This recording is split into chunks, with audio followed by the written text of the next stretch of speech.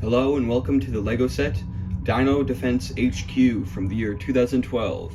This was part of the line Dino, which was a dinosaur line. It introduced a lot of elements that we see in modern LEGO dinosaur themes like Jurassic Park and Jurassic World.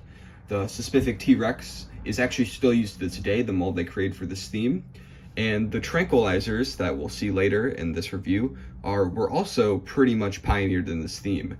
Lego Dino is kind of an interesting theme for it being a bit of a stopgap between Lego kind of taking some sort of basic ideas and starting to always apply an IP to them, because this set in particular, and these sets, they seem like a weird mishmash of the ideals they had with Lego Adventures Dino Island and those that would later become the core values of Lego Jurassic Park. Of course, Jurassic Park would launch 3 years later and it'd be a huge success. And Dino was a modest success, but there are a lot of things that I think went against this theme, at least on an aesthetic level. As you can see with this set, the Lego Dino color scheme was yellow, dark gray, with hints of dark red. And I don't know, I don't know if it's unique, it just feels like construction equipment. The way I describe it is like stale banana bread. Something about the yellows and like the dark colors, it just, I don't know, it's like it's not too vibrant and it's also not too drab, but it just, I don't know, it doesn't hit.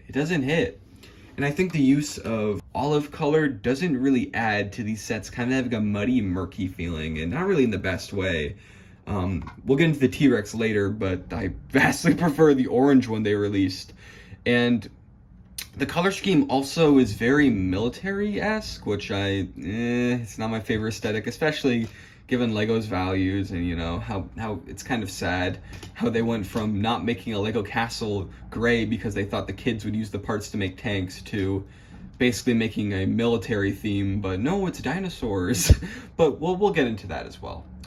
Let's start with a look at the minifigures. Let's take a look at the minifigures, starting with the female character we get. Right off the bat, I think it's pretty good that we get a female character. Representation in original Lego action themes, especially pre 2016, wasn't the best, so it's a nice addition.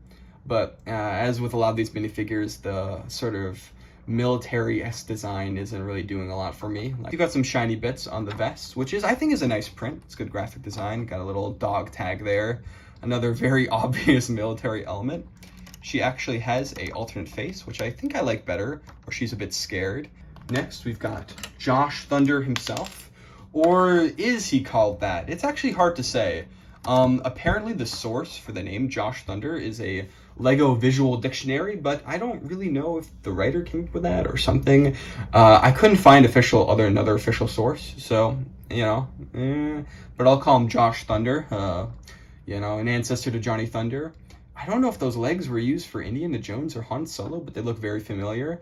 He's got an ascot, it's an okay design. I like the white sort of a get up.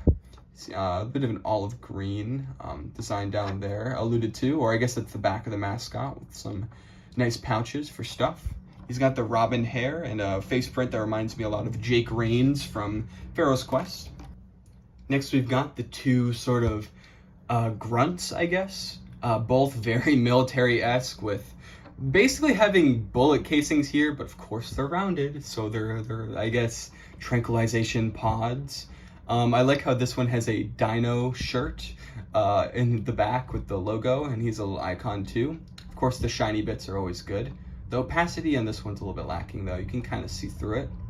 Yeah, very military, another olive gray minifigure. This guy's sweating, though, which I think is pretty funny. If you look in the back, they both have back printing that, continues the same design. But this one, the smiley guy, actually has an alternate face, and I actually really like the graphic design in there. It's quite good. Doesn't go over the top. I like the smile. It's a nice cheeky little bit of detail, and the scratch mark as he's just been destroyed by some dinosaur. Yeah, as far as basic grunts go, it's cool that we get a little bit of variety. There's 2 types at least, and the other sets have even more characters. There definitely wasn't a lack of variety in terms of the amount of different prints. It's just that they're a little bit interchangeable in terms of how interesting they are. Alright, now let's look at the side builds, including the two vehicles that were included with this set. The first vehicle is this small Jeep kind of thing. It's yellow, and it's dark red on the bottom, much like banana bread, of course. It's got this interesting sticker with a bit of a Jurassic Park style T-Rex claw. I kind of like this car though. The shaping of it is not the best, but I do like how compact it is.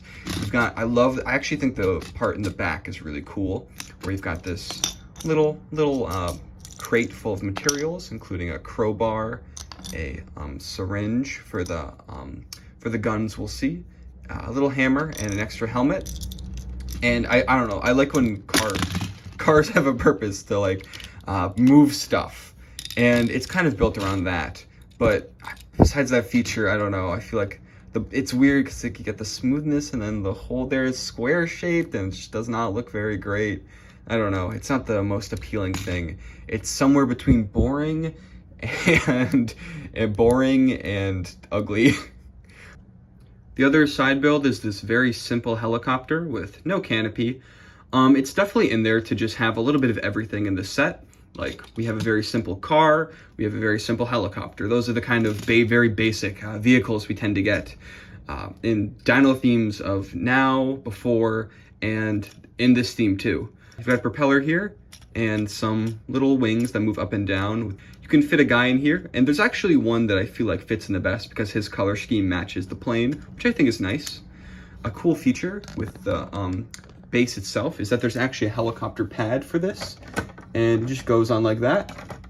There's a stud, and I feel like that makes it a lot better because it adds to the scenery. It isn't just like some random side vehicle. It fits somewhere, you know, and I think that's cool, and I think that adds value to it. One thing I'd also like to mention about the Jeep is that there's actually another thing that can be put in the back there. There's also this little weapons rack, which fits snugly, you know, basically the same idea, same width. Yeah, and I like that there's another option, of course. It's just nice to have like lots of compatibility with different features in the set. Now let's take a look at the three dinosaurs we get in this set. Basically, we get three sizes of a similar sort of dinosaur, you know, bipedal dude with big old claws and teeth. And I think that's really cool because in this set, of course, I feel like one of the main goals was to encapsulate all the selling points of the theme, you know, just a little bit of everything, small, medium, large, basically all in one, which, you know, it's kind of appealing if you think about it in that sense. The first dinosaur we've got is this small raptor-looking guy. He is an olive color with red, which I think is a little bit ugly, but, you know, I think the red actually works decently. I actually have another one to compare it to. This is from the smaller set, and I think the dark green looks a little bit nicer, but of course these are all not exactly the most colorful dinos, but, you know, they do the job. One thing that I think is interesting is that in his mouth there's a bar connection, so he could eat something, which I always love when Lego dinosaurs have that ability. Yeah, he's decent, but one thing I think is pretty poor about him is that this very small dinosaur is rubbery, and the studs on his feet are not very good at actually working. Of course, they had to design him. He doesn't articulate, so they have to balance him. And they did that well enough, you know? It doesn't look too out of place. It doesn't look very, like, fake. But also, I don't know, I don't see much appeal in having a little rubber dinosaur that cannot do much. The bar connections honestly almost saves it, because that's at least something this can do. But yeah, he's the weakest dinosaur, of course, but, you know, it's whatever. The next dinosaur is this one, which is a medium-sized raptor, I guess. And I actually think he's quite good. Unlike the other one, he's made up of multiple pieces. You've got the body, the head, which is connected to the pin, and the two arms. And it's kind of cool because going in, I really thought that these dinosaurs would just be two pieces. So even this mid-sized one is a few. And I think the dark orange and dark nougat works very well together, almost like a tiger-like design. And I like how his jaw snaps like that. Very nice. Very good teeth, too. And he has a decent expression, you know? It's not the most boring dinosaur I've ever seen. A little bit cartoony, but I appreciate that, actually. Of course, I love cartoony stuff. I think the best part are the legs. The weird toe mold is a bit unique, and I've never really seen a Lego Dino like that. And it makes this one very unique, you know? It's very different, and I think that makes it a very strong dinosaur. I'd say it's gets top shelf in the Dino theme, at least the 2012 one. The last dinosaur you get is gigantic. I did not expect this thing to be so huge. It is the T-Rex. The T-Rex came in another set, a giant helicopter set, where I believe it was dark orange or orange, but this one is, unfortunately, it's olive, which, I mean, it was cool. It's a new color at the time. It's a nice inclusion, I guess, if you think about it that way, but it's just a little bland, you know. I prefer color. We don't even know what color the dinosaurs was. They could have colored this thing anyway. They could have colored it whatever they want, even sand green like the old school dinosaurs, but it's okay. This guy is huge. I think that I didn't realize how big it would be. I'm saying this again. When you hear like Lego dinosaur sets are so expensive, back in the day and now, it's like you're like, okay, the dinosaur. Why? I mean, sure, it takes up a lot of the cost, but it can't be that much. And then you look at this guy, and he's like bigger than the two vehicles you get. Like, check this out. This trend started with 2005's Dino Attack because the dinos in there were huge. They were mutants, so it made sense, but everything in that theme was huge. But proportionately, I think this works a little bit better because this dinosaur is huge, but the rest of the build is pretty modest in terms of like scaling up or scaling down normal Lego minifigure levels.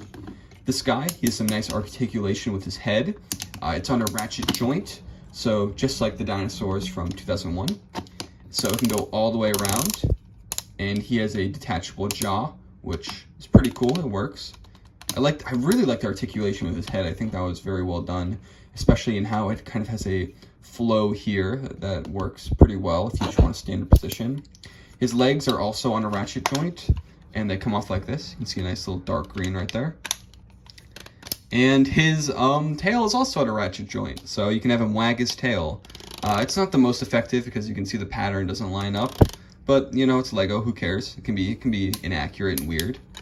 And the arms are pretty hilarious because they're around the same size as the medium-sized raptor, but they're on a gigantic dinosaur. So you know, you have that typical comical idea of a dinosaur with small arms. So yeah, I think he's very effective. And having 3 dinosaurs in the set is just a great value. It really adds a lot to the set.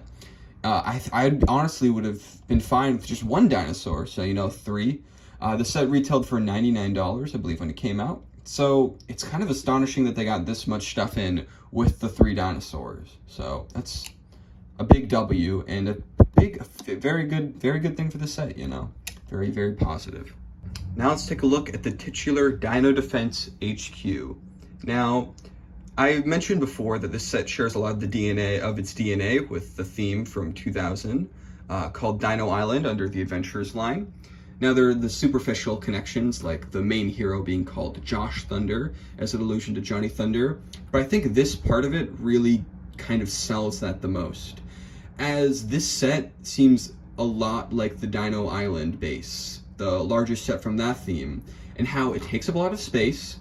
It's pretty basic building-wise, lots of blocks, not a lot of detail, and yeah, it's big, it takes up a lot of space. As our slugger said, there's a whole lot of dino and there's a whole lot of island, which, yeah, I couldn't say it better myself for that set and this set.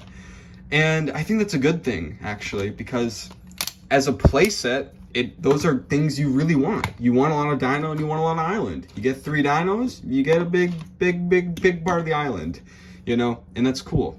Yeah, but once you look into the modules separately, they aren't too much to write home about. But let's do that. Here's one of the first towers. This set combines a bunch of walls with these pins, but I wouldn't exactly say it's modular. Case in point being this part, because after I took this pin off to show off this part, the other one basically collapsed, and this wall also collapsed, but I had to rebuild it because I wanted to comment on it. And that's a shame that it's so fragile because, you know, modular design is a Lego staple. The modular buildings are probably where most people learn the word modular in general. But, you know, it's fine. It doesn't market itself as being like, oh, make your own unique base. So I understand that they weren't exactly trying to make it super sturdy. They'd expect kids to just kind of leave it alone. But it's a bit disappointing as someone who likes messing around with sets, especially ones that have the potential for different connections. Anyways, you've got some actually really nice stickers here that show a bit of damage. It seems the dinos have been chipping away at this, trying to destroy it. On the other side, you have another generator that's been conked out by a dino. If you look on the inside, there's nothing here. It's hollow, which is cool. It's not that cool, but you could definitely have some fun with this. Make a little hiding space for the dinos. Maybe this is their lunch corner.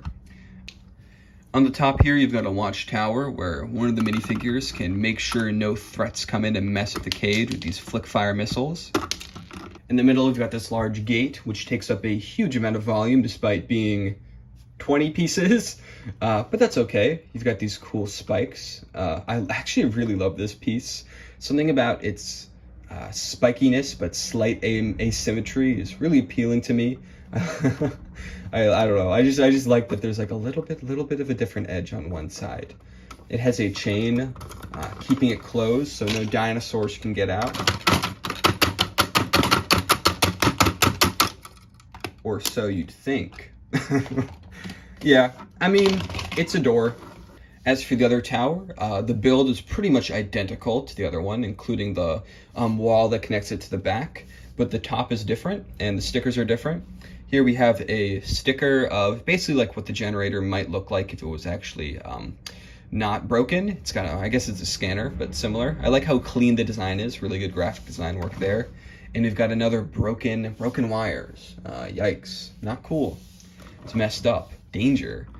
There's a cool play feature here where they have this crane that has a net. It's kind of odd how the crane has, a few connection points, but this part is very long and that makes it a bit awkward, but it does mean you can move it up and down very quickly without really thinking about it. And there's a net, which, Lego nets, they're fine, but it was just annoying to get my hands on this thing, to be honest. And yeah, you can net up a dude, and you can also net up a raptor probably, but I think it works better to just net up a dude like that. But yeah, it's a nice little feature. It works well with the theme's capture motif, Can't just murder the dinos, you gotta capture them or whatever. Let's see, can you fit a raptor in there? There's no way you can't. Yeah, there you go. That works. Maybe you shoot them on the other side to make them tired and then you wrap them up in like a Subway sandwich. The back wall is a little more robust than the front wall. It's got a decent amount going on. Looking at the exterior, here we've got the helicopter pad I mentioned before with a nice H up there. It fits the helicopter quite nicely, and I honestly feel like it adds a lot to the aesthetic because, there's not a ton going on, especially without this. It looks a little bit bland, very blocky. But then you add this, and it adds a lot of life. I don't really like the use of this piece that was used on. I forget it's like a crane, right? Yeah, a crane. It's not very strong. Topples over like that, especially considering that there's only 2 stud connections. I mean, sure. I feel like this could have easily been avoided by, having more stud connections, even this piece, but not having it smooth could be good. I don't know why they did that, honestly, but it's whatever. You've got a D sticker right here for this little inner connection between the 2 back modules.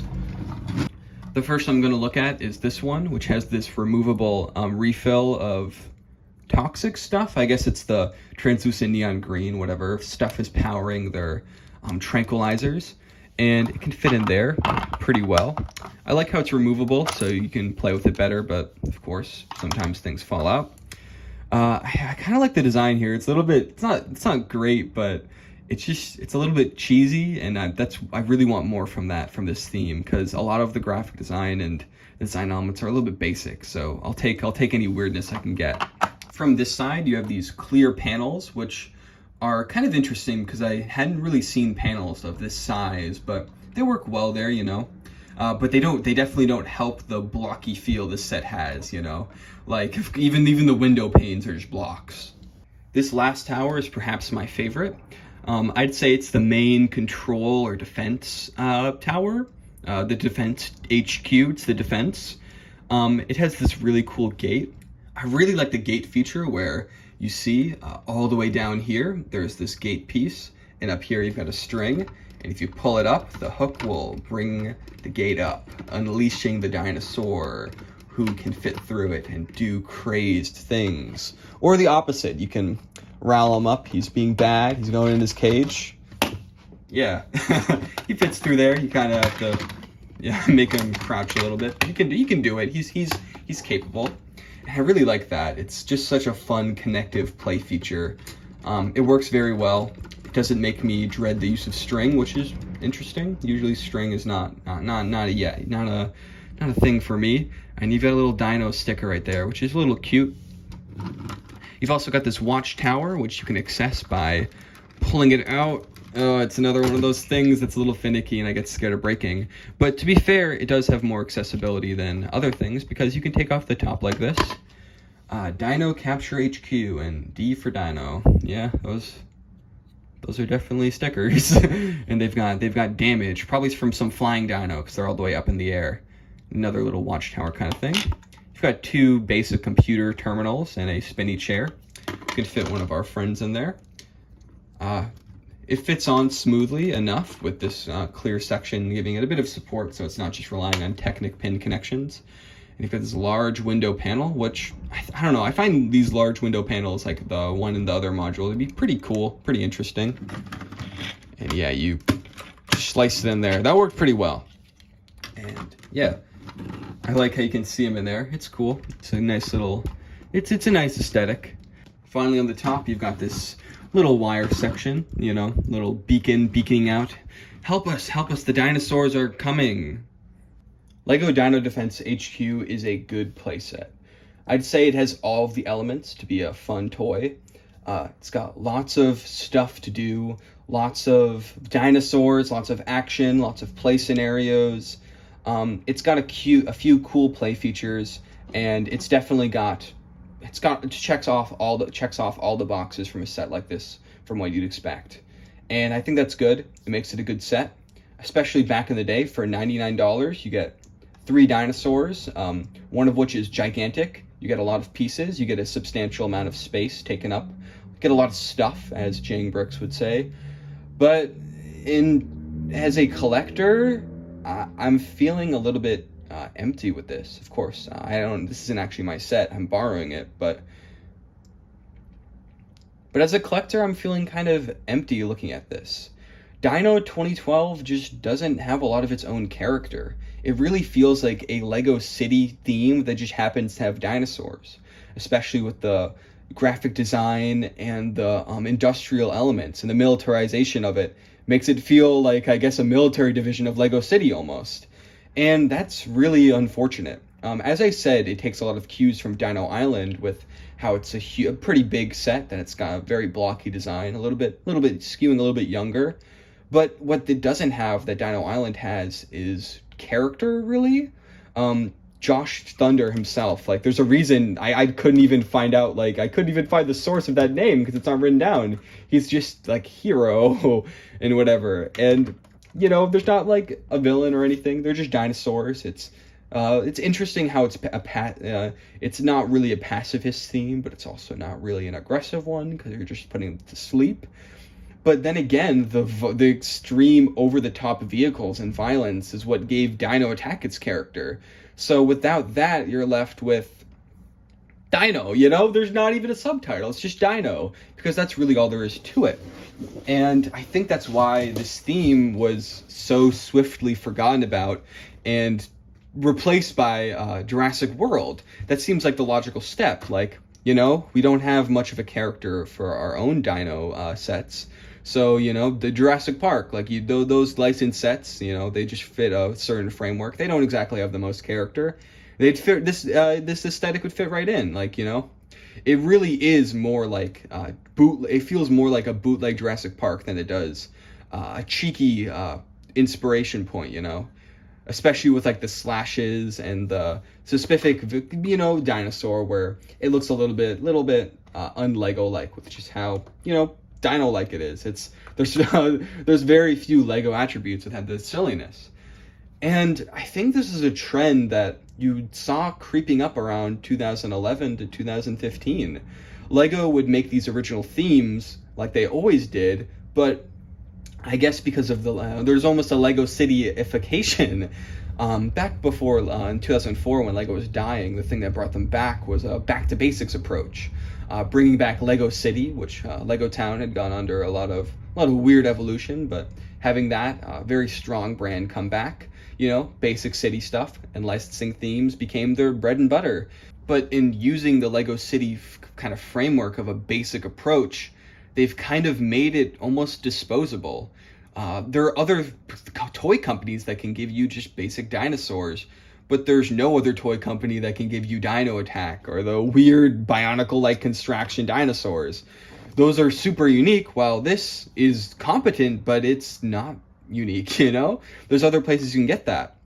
You can see with the other theme that tried to replicate Adventurers, Pharaoh's Quest met the same fate, where it was just a basic Egyptian kind of theme, and it didn't have much character for itself, and it died very quickly, a similar fate. This almost seems like the sequel to that theme, with how quickly they were released after each other. Pharaoh's Quest in 2011 and this in 2012. And I don't know, I could list other themes that felt very bland and kind of didn't have the magic of their predecessors. Like Pirates 2015 was a very, very simple, basic, boring version of Pirates 2009, the original Pirates, which of course wasn't very popular because it just didn't have a lot of character. Especially, that's an example where the license theme was better, which does not happen often for Lego, at least in my opinion. Same with Lego Castle in 2013. 2011 had the Kingdoms theme, which was more grounded and was quite great. Lego fans love that one, but with 2013 just branded Lego Castle, the basicness of it just did not, it just didn't hit. And Nexo Knights, the successor, was a lot more, it was more in the opposite direction, where it was just too weird and fantastical, didn't have enough grounded elements, and failed because of that, I suppose. Or just because, the Big Bang framework doesn't always work with Lego. They try to capture lightning in a bottle with every original theme nowadays. But yeah, it's just sad that the last few original themes that didn't use the Big Bang approach, or not the last few, we still got a lot, but the last time they were very prominent, we just got a very pitiful amount of character in these sets that were, a Lego Cityfication of Dino. Another one would be Galactic Invasion, which is literally just a Lego City theme with just aliens in the city. It's kind of shameless with how similar it is. The original idea was to have literal farmers, which would have been kind of cool, but that's another conversation for another day. But yeah, this is a good set, but I do think it's emblematic of why Lego original themes died the way they did. Thank you for watching, and have a good day.